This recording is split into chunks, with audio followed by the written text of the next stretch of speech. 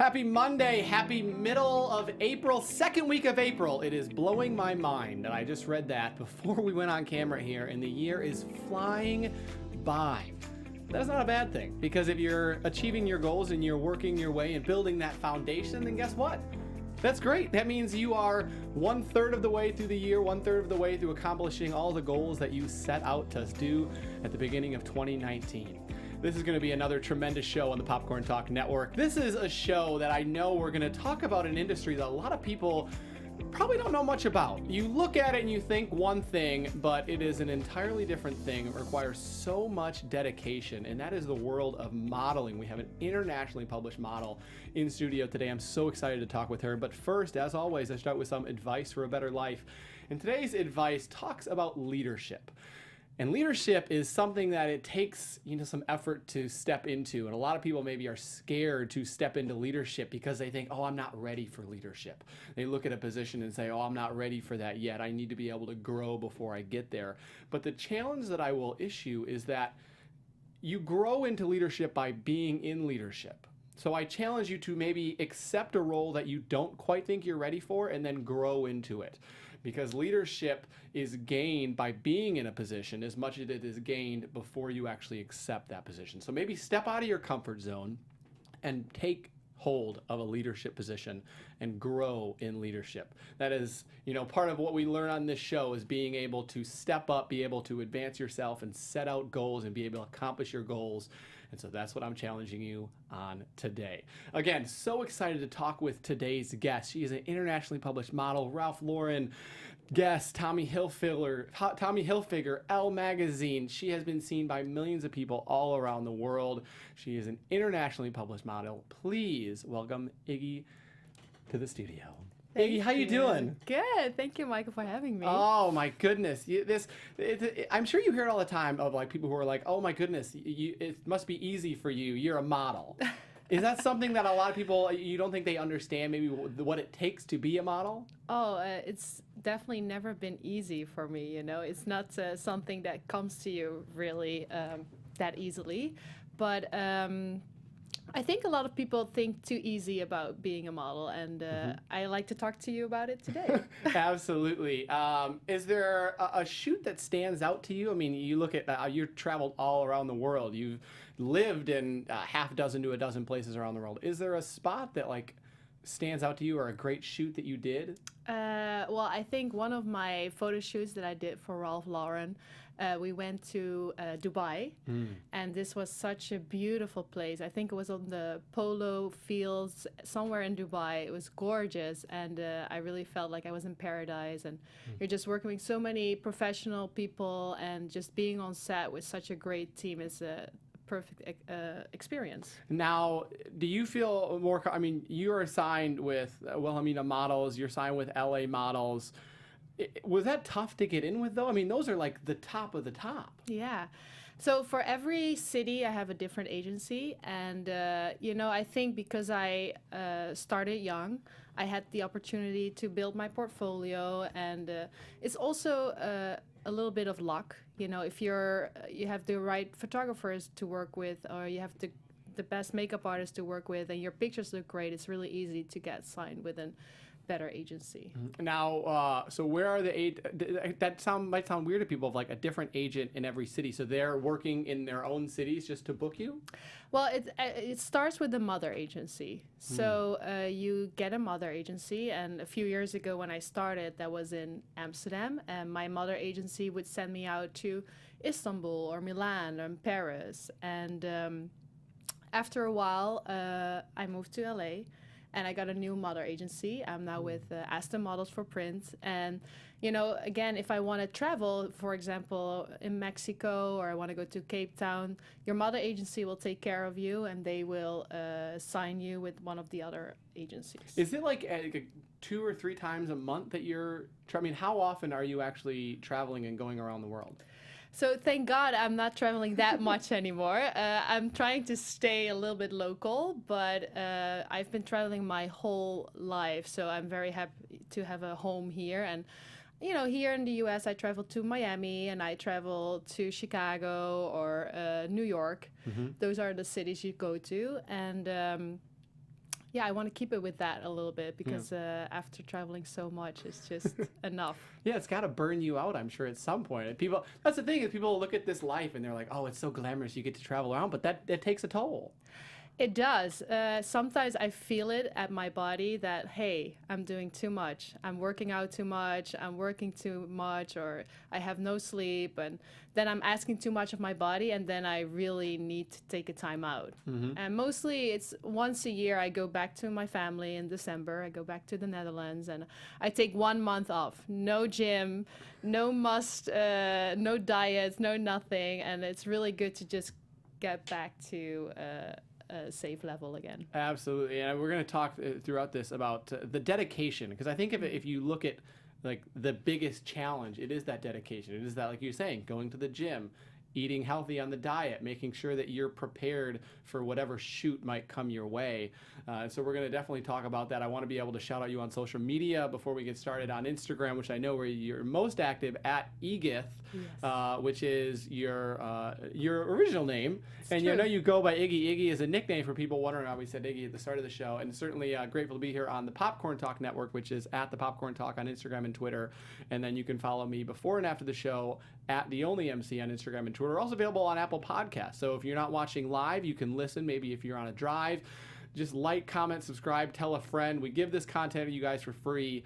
All we ask is you just spread that motivation. And you mentioned you grew up in Europe, which obviously a long ways from here, but then you also were not intending to be a model. You equestrian. I was an equestrian for a long time. I grew up with horses, and I always worked in the horse world as a professional show jumper. Okay. Actually, the first time when I moved to America, I was 17, and I moved to New Jersey to work at a farm in Pittstown. Wow. Where I was training horses, hunters, and show jumpers. How old were you?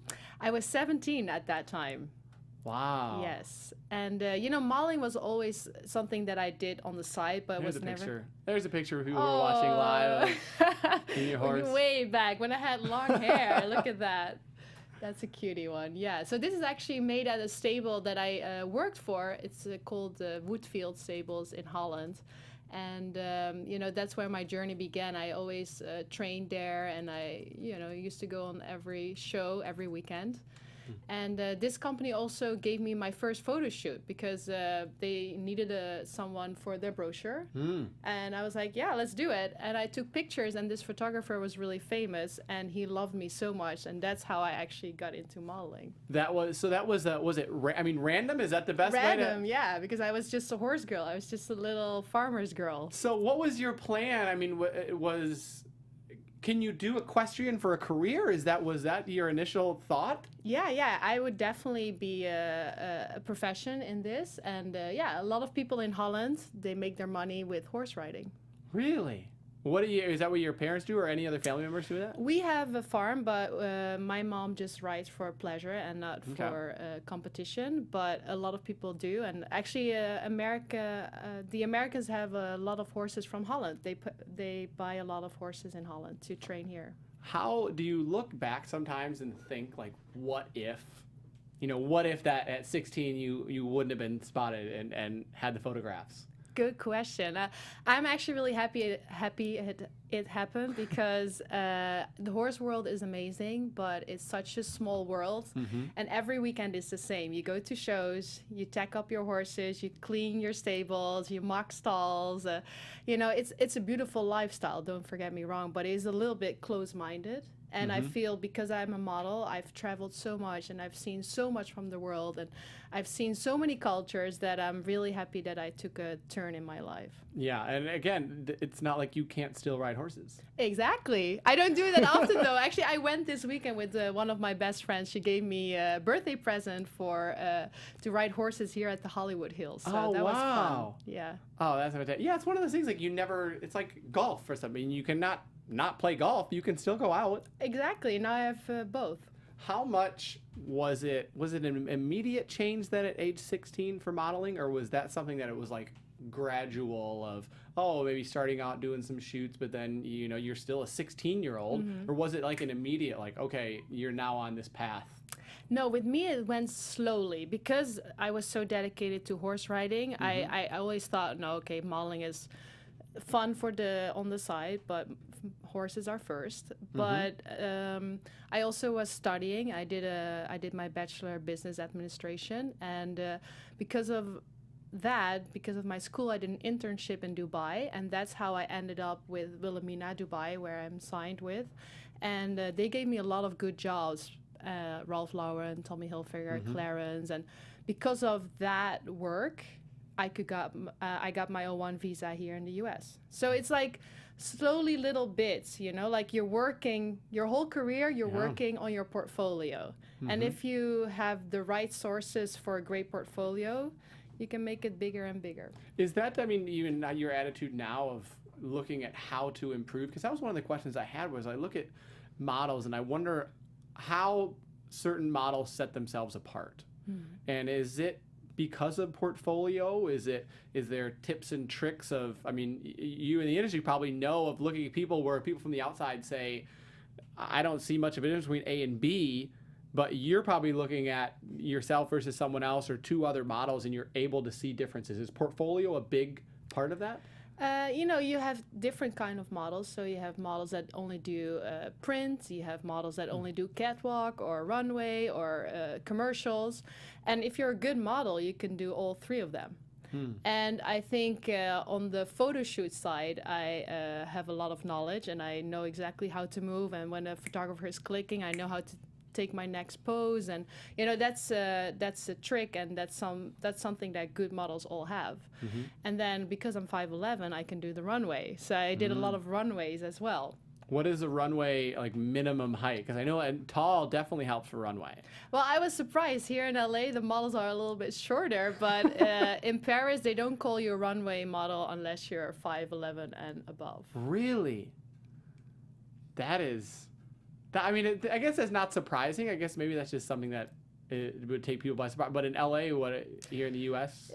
It's a little bit more commercial here in the U.S. So I see models on the runway that are 5'9", 5'8" sometimes, and that's also the beauty of living here. I think it's amazing that everybody can work hard and be on the runway. Why not? Like we're old people, and if you have that energy to be on the runway, why not?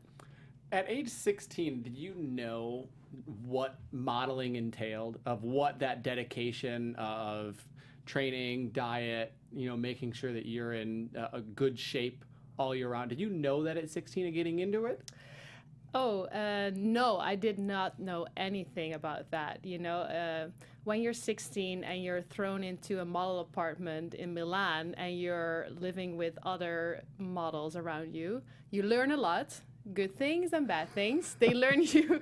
I've been through crazy phases of only eating one potato a day or one avocado a day, or skipping meals, or these things. All these little tricks to stay skinny or work in the industry. And thank God I was 16 and not 12 or 13 or even younger, because that would have not been really good. So when you were discovered, you were immediately put in an apartment in Milan? Well, so if you go up road, and that mostly, if you're like discovered, they mostly send you out to the international markets, and in Europe that's Paris, Milan, and London. So I went to Paris, and the first season was horrible. I didn't do well. I did one fashion week, and I think I only had like 2 shows, and I was such a baby, but the experience was amazing. How many girls were living in this apartment? I mean, is that a common thing? Oh, yeah, it's definitely a common thing, and it really depends, because girls are coming and leaving, so you can imagine how dirty these houses were. It was disgusting. At some places you could not even eat. It was horrible. Wow. But in Istanbul, I was sleeping with 4 other girls in one room. Yes. And do you view them as competition? Do you view them as friends? So I don't know. I never saw other girls as competition, because I think I'm really a happy soul. I never saw any competition in the other girls. I think we're all beautiful, and they all had a different look, so they were not really in my street. But yeah, there's definitely some bitch fighting around. Yeah. Yeah, I can imagine, because I'm sure you look at it, and a lot of girls are trying to get into this industry. I mean, a lot of guys, no matter who you are, you're trying to be a model. I mean, heck, you step outside in LA and you have people taking Instagram photos, and everyone's trying to be a model and hashtag model and stuff. So I imagine, like at the opening level, it's very crowded. It is. How did you set yourself apart at that level? Good question. Dedication, working hard, taking care of myself and my skin, and for sure attitude. Because I think my dad sometimes said, you know, you're really pretty, but what's going to make you different, you know? And I don't think I was always the best model, but my attitude was always really good. I was always on time. I would never complain. I would just, you know, really be motivated, and I would, you know, try to help on every set, try to, you know, help everybody to make the best photo shoot. And I think a lot of girls, they take it for granted and they're not nice. And I think it's really important to be nice on everybody. I try to say hello to everybody if I arrive on set in the morning. I want to introduce myself to everybody. I want everybody to know their names, and I want to know their names. And I think that's really important, to show that you care. And I think, that leaves a lasting memory too. Yeah. Because it's not, the more you get into any industry, you look at it, and it's not just about one-day gigs. It's about forming that relationship so that one day turns into 10 days and turns into a month and turns into a year and turns into a 5-year relationship, that you get that reputation. Yeah, you want to build a relationship with your clients so they'll book you every season. Was that then formed from just that being nice, making sure that you're reliable? Yeah, I think that's definitely a big part of it. And keeping up with people nowadays with social media, it's so easy to keep up with designers, or send a quick message, or just a little heart, or say I love your work. Even if you're not working together, you can tell the producer, like, oh my god, I love your new video, or just these little things, so they'll keep remembering you. That the little things that you're right, it takes 10 seconds, 15 seconds. I think a lot of people look at it, and you know, social media, and certainly we all have our phones on us. We're all addicted, you know, probably to a certain extent, but it also does make it really easy, like you're saying. And sometimes you can look at it and say, oh, I can spend 4 hours on Instagram. You're right, or you could spend 4 minutes. Yeah. And I think as long as you're looking at your time correctly, it's easy. You can do a lot in 4 minutes. It's a beautiful device. Yeah. You're talking about the dedication, you said, you know, making sure that you're staying fit, making sure that your skin looks good. What tips and tricks have you learned along the way? Or take me through a day in the life. Oh, that's a good one. Should we do a typical Monday when I'm not working? Let's do a typical. Let's do, because I know you said you took December off. So let's go like July, a typical day, you know, on a day that you're working and you're prepping for a photo shoot coming up. Take me through a day in the life. All right. So in July, it's Miami Swim Week. So Miami Swim Week is kind of tough because you have to be in bikini all day. So my schedule is stricter. I'm a morning person. I love my magical morning. So I wake up mostly around 6, 7 a.m. I would make myself a coffee, maybe some water with lemon, and then I'll hit the gym. And in that month, I have a personal trainer, because it's better to train with somebody for the runways. I'll have an hour workout. I love stretching. I can spend hours in the gym. It's a little bit of an addiction. I love to stretch and go for a sauna or anything, just everything that makes me feel good. So I will do that, and then sometimes, you know, most of the times when I'm not working, I will have a casting or an audition, and I would go to those. For lunch, I'm doing meal prep, but look what happens. Oh my goodness! I will get cuts from the oven or from home cooking, and but it's much healthier to eat at home. Yeah. So I'm trying to do more meal prepping and everything. I try to work out twice a day. So after my castings and auditions, I like to do a hot yoga class in the evening because it relaxes me, and I meditate a lot. I forgot that actually. So when I wake up, I do a morning meditation, guided. I have an app, a special app that I use, and it's a guided meditation, and I can choose 5, 7, 10 minutes. And it really helps me to be grateful and, you know, to set me up for the day in a positive way. And I think that's really important in my job. So back to the hot yoga. Hot yoga, again, very spiritual and meditation orientated. I like to do that. And then I go to bed very early. 10 p.m., I'm dead. Yeah. And I love that routine. Yeah. You know, because I wake up so early, I love to go to bed at 10, 11. And it's just, it is such a dedicated lifestyle of even hearing that, and if people are like, oh, that's not that busy. But I think it's saying no to things. Oh yeah, saying no to a lot of things. Yes. How much is that a daily thing? And looking at things at the grocery store, looking at things and thinking like, oh, I can't do that, or I'm going to choose. I think it's almost you're choosing not to do it. It's not you're saying no, but you're saying I want something else more. Well, I choose this lifestyle. It's a choice. But yes, I definitely probably am a boring person from Monday till Friday, for a lot of people, because I like my structure. It's like I'm addicted to it, right? From Monday till Thursday, I just want to eat clean, and I just want to have my routine with sleeping. So I have my 8 hours of sleep. And yes, I have to say no to parties sometimes. And yes, I can't go to every party with my friends. And, the older I'm getting, I do think it's not that important anymore than it used to be. But you need to, if you really want this, you got to stay focused on your goals. Yeah, and you have to put in that time. You have to build that foundation. Like you said, now, I mean, you've been a model for 12, 13 years, and so it really has, like, you've already done that. You've put in that work. You've done the grind, you've done the dedication, you've built the relationships, and now you're able to enjoy that, I think, a little more. Which is great, because I think a lot of people, no matter what industry, they're 20 or 21 years old, and they're like, they see people maybe in their late 20s or early 30s not doing that and thinking, oh, well, I can do that too. And it's not the case. That's not the case. You have to build a foundation. Yes, yeah, for sure. Thank God I'm finally on that level that I can relax a little bit, right? Because there's been some hard work before. So I feel like I do deserve that, yeah. And that's also the beauty of like not traveling anymore, because I established my customers and my clients here now in LA. I have recent clients that come back every month. But if you're traveling and you're young, so when I was 16, I was traveling from Milan, Paris, and Istanbul, and Dubai, and back to London, then you don't really make a base. So you can't really, so if the client likes you and you're not there the next season, they'll forget about you. Yeah, next, and there's always another pretty lady coming around the corner.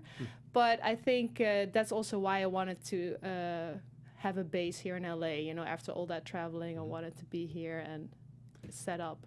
Did that ever get exhausting? I mean, like, people look at it and say, oh, you're traveling the world. It has to be fantastic. But did it get exhausting? Was it, I don't know, lonely? Lonely sometimes, yes. But I love my job so much, and I'm so grateful that I can do this. Like, I can't say how much I love my job. And there's so many people that want my life. And I know that is not rare, if it's not normal to have my life. So I'm really happy to do this, and I love traveling, and of course it makes you tired, but knowing that there's going to be a next shoot and I'm going to meet new people, I'm going to see new cultures, I'm going to see a new city, makes me alive. And you're so fortunate right now, and you've earned that, so the fortunate, and congratulations on, like you said, you have clients right now, you're booking things every single month. Starting off, was it ever a challenge or a worry of wondering where that next booking is going to come from, wondering where that next paycheck could come from, and is this? Do you speak out of experience? Because I think actors and hosting, they know how this is. 100%, yeah. Yeah, we love our jobs, but we don't have a 9 till 5 job, so we never have that security of a check coming in every month. Sometimes we don't have a month nothing, or somebody's not paying after 3 months. That happens a lot. And, I learned not to worry about it too much, because the more you worry, it's not going to be better. It's not going to make it better. But yeah, that gives some stress sometimes, for sure. Was there ever a time when you thought about giving up? Oh, yes. There was a lot of times that I wanted to call my mother. I'm like, Mom, I think you got to send some money because this is not going so well. And actually that happened. When I first moved to LA, I came here with nothing. I was living in a mall apartment again because I didn't know anyone in this town. And it was so hard for me to find an agency. And I have to say, America is the most difficult country to get your work visa. I didn't marry an American guy to stay here. I really worked here to be here. So, there was some tough times here. And thank God I never gave up. And thank God I have a beautiful family that always supports me and loves me very much, and I can always fall back on. Yeah, getting a visa is not easy. Especially now, I think for you it was a long process. Oh yeah, it took me, I think, together almost 1 year to get everything settled. Yes. Wow. You almost went back? I did. So I think I came here almost 3 years ago for the first time, and I was looking for an agency because you need a petitioner, you need a modeling agency, you need to find a company, an American company that wants to work with you for 3 years. You need to find all of this, and then letters, recommendation letters. You need 80 publications. 80? Yeah, so thank God I was older and I had all this work already done. I worked with Ralph Lauren, that really helped me to get my visa here. But to find an agency, because a lot of people, they don't want to pay for the visa because it's also, you know, very expensive. So I think I was here 3 months trying to figure everything out, and I couldn't get it together. And it was the last week that I found a company that wanted to sign my petitioner for 3 years. So it was like I was about to give up. I already booked my flight back to Holland. And then I got this photo shoot, and this company, amazing company, gave me the chance. They said, well, you worked amazing for our shoot. We want to book you again. And I'm like, well, you guys, this was my last week. I'm going home next week. You know, I can't stay here in the U.S. And they're like, well, we got to change that because you belong here. So that was my luck. What did that do to reaffirm? Because you work, and we all work, I mean, in an industry where people look at looks. And so to be reaffirmed like that with a company saying, no, you belong here. This is what you were meant to do. What did that feel like? I mean, what did that mean to you? Yeah, that was such a great feeling, because you're having so many doubts about yourself if you hear no every time. I was, you know, everybody, it hurts to hear no. It's not like, oh no, we have a girl like you already, or we're not looking for blonde hair, or we're not looking for, you're too tall. You know, like all these things, there's always an excuse to not sign me. So I had so many no's. And then one company that says, well, Iggy, we think you are amazing and you definitely belong in the US. Look at your portfolio. Look at all the jobs that you've done before this. Like, look at your work and how professional you are. And no, we want you to stay. That's an amazing feeling. Is that something that burns out, you think, a lot of models, is that hearing no and almost focusing on the reasons for the no? Because like you were saying, people go in and be like, oh, we're looking for a blonde. Oh, you're too tall. Oh, you're this. Oh, you're not this. Does that get to a lot of models? Does that get to a lot of people in the industry? For sure. I think you need a really thick skin to survive. And a lot of girls don't. And that's normal. Yeah.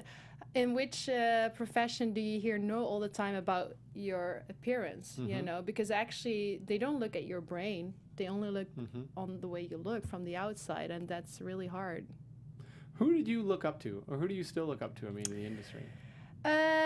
You know, I always had a crush on the Victoria's Secret models. If I can say, like, there's one Dutch model, her name is Duitse Kroes. I think she's a mom of 2 right now, and I think she is so beautiful. She's so natural, and yeah, I adore her.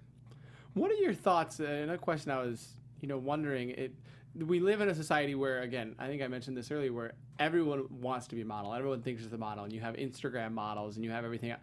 What do you think about that? I mean, and is that helping the modeling industry? Is that hurting the model industry, where everyone's thinking they're a model, or people are doing model activities on Instagram? Helping, hurting the industry? What are your thoughts? In the beginning, I always thought, like, this is bad for my industry. But I don't want to talk people down, because I feel like everybody is a person, a human being, and we're all beautiful, and we should never judge on your height or your weight or whatever. But in certain things, like being a runway model, yeah, I think you need some requirements, because otherwise I won't have a job anymore, right? Why would I be a model? You know, you have to have those specific things to be called a model. What do you do for fun? What's fun? We talked about the dedication. We talked about the saying no to things and the diet and, all the things that you do on a regular basis. What's fun? Because, there is benefits, obviously, and you want to be able to, you can explore the world, or like on a daily basis, you have cheat meal. Like, What is fun? I have so much fun in my life. First of all, I love music and I love dancing. So I sing too, just for fun, because I'm not that great, but I just love singing and expressing myself, and it's just all these vibrations that come out when I sing. And then, of course, I love food. I love my friends, and I love food, and I love to go for nice dinners, and I love to just be surrounded by all these lovely people in my world. You're talking about food. It seems, for a lot of people who are like, oh, but there's no way she looks like that and she's able to have cheat meals. What is your rule on cheat meals? Ooh, we were just talking about this, right? I love my cheat meals. It's only Monday today, and I'm already thinking, what am I going to take this Saturday for my cheat meal? So I try to do it once a week. Okay. So I have something to look forward to. Last Saturday, it was vegan pizza, so still kind of healthy, but with extra dough, because I love dough. And I don't really do carbs during the week, so that's like my only carb meal. And then I finished it up with Ben & Jerry's ice cream. I mean, it's just, what are we waiting? Why are we even still having this show? Let's wrap the show. We're gonna get some pizza and ice. No, like, it's why Monday. I was still, I had a small. It was at the office. Good transition there by Jeff Graham in the booth. Thank you, Jeff. I had a small piece of cake before I came here, and I was like, no. Really? What kind of cake? I want to know. It was a multi-layer, like chocolate, vanilla. There was some raspberry filling in. I was like, oh, this is like you. It's like, oh, this is Monday. I can't be doing this already. I had a cheat day on Saturday. Do you plan them out then? Is it every week? Do you like Saturdays? Yeah, I try to do the weekends if I'm not working. So sometimes I have to, sometimes I'm working in the weekends, and then I'm like, on Monday, I'm like, oh, I missed my cheat day. And my body's literally asking for it. So then on Monday, I will do it. It's literally depending on my schedule. Do you look at it and go based on, like, I'm trying to think of the best way to phrase this, of like, we talked before the show about cheat meals and kind of taking time off like you do in December being a good thing because you know your body, you know what your body responds to. How long into the journey did it take you kind of realize that of being able to take literally the month of December off? Whereas sometimes when you're young and you're like, no, I'm grinding all the time. I'm not taking a break. I'm not taking any kind of, personal time. How long into the journey did that take you, and how important is that? Well, I think I'm still learning my body. I'm still not there yet. I thought I was there, but I'm still learning my own body, and that's a beautiful thing. But yeah, I remember when I was younger, I was only focusing on calories and burning calories and counting calories, that it was so exhausting, and that's so not good for your body. It's like, exhausting your body. And then slowly, the older I got, the more I was satisfied with myself, because it's also a form of self-love. And accepting yourself the way you are, and looking back at pictures and saying like, hey, I was beautiful at that moment. Why did I not notice that? And I was doing that diet then, or I was eating that, and I was actually eating really bad at that time, but look at the pictures, I still look amazing. So you're just learning every day, and I'm in my late 20s now, and I do feel like my body is changing a little bit more than I used to have. And after that 1 month off in December, it took me a little bit longer to come back on the road and be back on my own old weight. Well, you mentioned the potato a day diet you used to get. What is that? It's actually an avocado a day. An avocado a day. It's alkalizing, Okay. What is that? You split it in half, or you eat it all at one time? Or like, I'm trying to think the best way to manage an avocado a day. Oh my God. I only did this for 2 days, but there were girls in my apartment that could do that literally for a whole week. Yeah. Wow. Yeah. Have you seen, I'm sure, being in the industry, crazy diets that people have done? Yeah, there's a lot of Kate Moss diets running around LA, and what's the craziest what's the craziest you've seen, or what crazy ones that you've seen people doing, and you're like, this can't be healthy? I have to say, I haven't been healthy either, so I will never judge other models in this, because I know how hard it is to keep up with everything. So don't judge. You learn. I learn from my mistakes, and I'm trying to be healthy now I want to be an example and a role model for other girls that are beginning now. And I want to show them like, hey, you don't need to starve yourself to be a model. You know, you can do it in a healthy way. And that's the road I'm taking now. And I think that is something, whether people are models or not, and young girls and young boys, trying to just be happy with themselves and find that self-love. And I love that you are trying to spread that and being able to share that message. Do you have any tips of how to do that? I mean, when you're talking with young girls or boys or anyone, whether they're young or old, about trying to just find satisfaction in their looks. I know that's a huge thing in today's society. What advice do you have, or what do you tell them? Or how do you do it for yourself? Yeah, well, you know, I read a lot of books that really helped me. It started all with mirror work from Louise Hay. She really helped me. If anybody wants to read her book, she is such a lovely lady, so lovable. Also another book. You know, it's starting with every morning looking in the mirror and say like, hey, you're beautiful.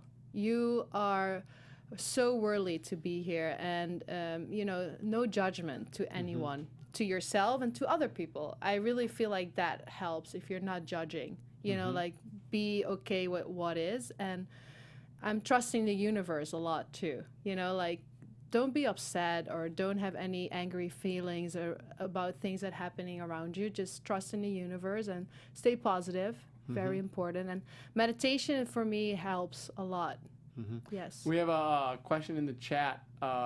Do people ever look down on you or make assumptions about your intelligence because of your job, and how do you combat that? Oh, yeah, that's a good question. You know, I feel always, sometimes I go to a party and my friends are like, oh, yeah, this Iggy, she's a model. And I'm like, I'm so much more than a model, but people are so used to like, okay, Iggy the model. But, you know, I get that stamp on myself and I want to get away from that. I think it's not something I'm that proud of anymore. You know, modeling is beautiful and I love my job, but I feel like a lot of other people have an opinion about it. So I try to even be smarter, or sometimes I want to push it a little bit like, hey, I have a voice, I can talk, I'm much more than a model, look what I can do. Or I finished my Bachelor of Business Administration, you know, like these are little things that of course are also in my mind playing. And I know you started to get into acting too. I did. I don't think I'm that good at it, actually. You got roles. You had to be good enough to get the roles. Well, they always give me the Russian model look role or the James Bond girl or the non-speaking model, you know. It's a beginning. Do you want to do more of that? I mean, you're talking about it not just being known for a model, but expanding. Is that one of the areas? I would love to. That's why I moved here, you know. It's definitely something I still want to do, and I'm working on it. It's really funny because my acting coach, he said to me, like, you know, you haven't been to shit enough to be an actress. And I was like, why? Because you're always smiley and happy. You can't be a good actress if you're always smiley and happy. So that was really funny. So there are people, we need people to fill the happy roles. I can play those. See? Right? Yes. Let's start there, and then I'll cry, or maybe, you know, after more life experiences, I will get some more wrinkles. You go back to the avocado a day diet, you're going to be crying. I'd be crying if I was on the avocado a day diet. Oh, my goodness. I love avocados, though. I'm surprised you made it 2 days. I would have made it 2 hours. So congratulations on that. Where do you see yourself in like do you set goals of like 5 or 10 years? I mean, what are your current 5 or 10 year goals? So I actually do affirmations every morning, and I truly believe in affirmations. When I do my meditation, I do my affirmations, and actually my first affirmation now is I'm gonna have my own TV show about health in 1 year. That's my affirmation. So I really want to talk about health and helping and inspiring other models and girls in this area, and that's what I want to do. Well, I love that. Hey, that's fantastic, and I totally see that for you. I will help speak that into existence. I will pray for you. That is fantastic, because I see that, and I've seen that from the 40 minutes that we've been talking. You have just such a kind heart, and you want to be able to help people. For anyone looking to get into the industry, what advice do you have for them? The 16-year-old who just got their photos taken, you know, someone who is maybe living in that apartment alone or just moved to the U.S. trying to get ahead. What advice do you have for them? Well, of course, don't give up. Don't give up. I almost wanted to give up after 3 months trying to get signed. And, believe in yourself. Don't listen to other people. I had so many people telling me like, oh, Iggy, you're sure you want to move to the US? Because I don't know if that's your sizes, or I don't know, it's going to be really hard for you to get a visa. And there were so many people trying to put me down that I almost believed in those people. And it's so sad, and I feel like if you do those affirmations and you talk to yourself like, hey, I can do this, I'm going to make it, you will.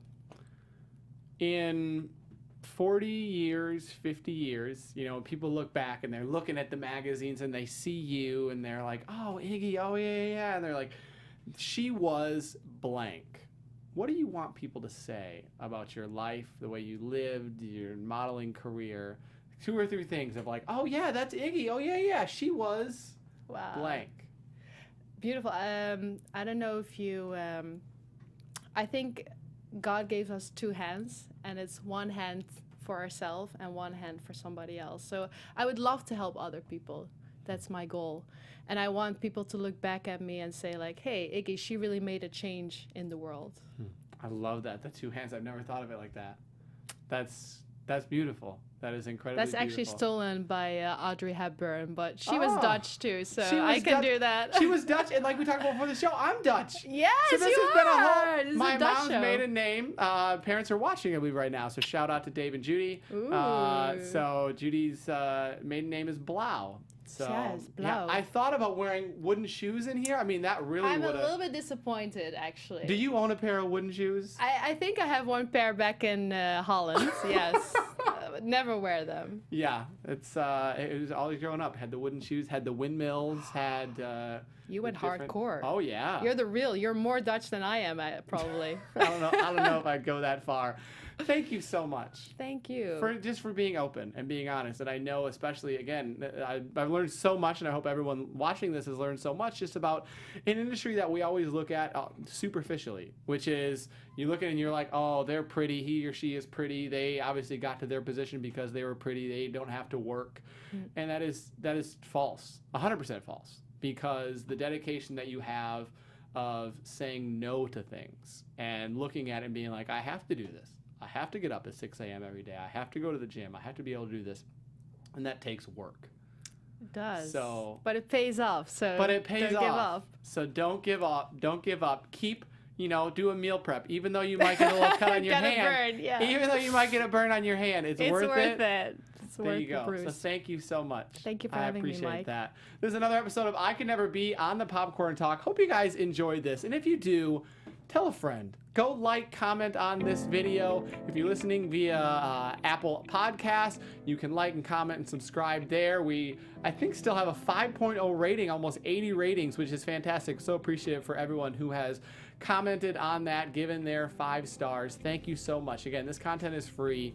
The whole point of this show is just to be able to spread positivity, spread love and light. So we have more episodes coming up. Season 5 we are in the middle of right now. We have so many more guests lined up. A lot more stories of actors, athletes, musicians, models, people who you look up to every single day and you think, man, I could never be that person. But guess what? With the right attitude, with the right work ethic, and the right amount of investment, you can do exactly what they're doing. We'll see you next time.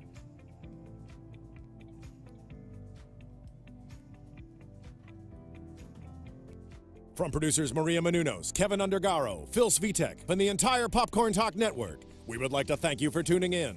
For questions or comments, be sure to visit popcorntalk.com. I'm Sir Richard Wentworth, and this has been a presentation of the Popcorn Talk Network.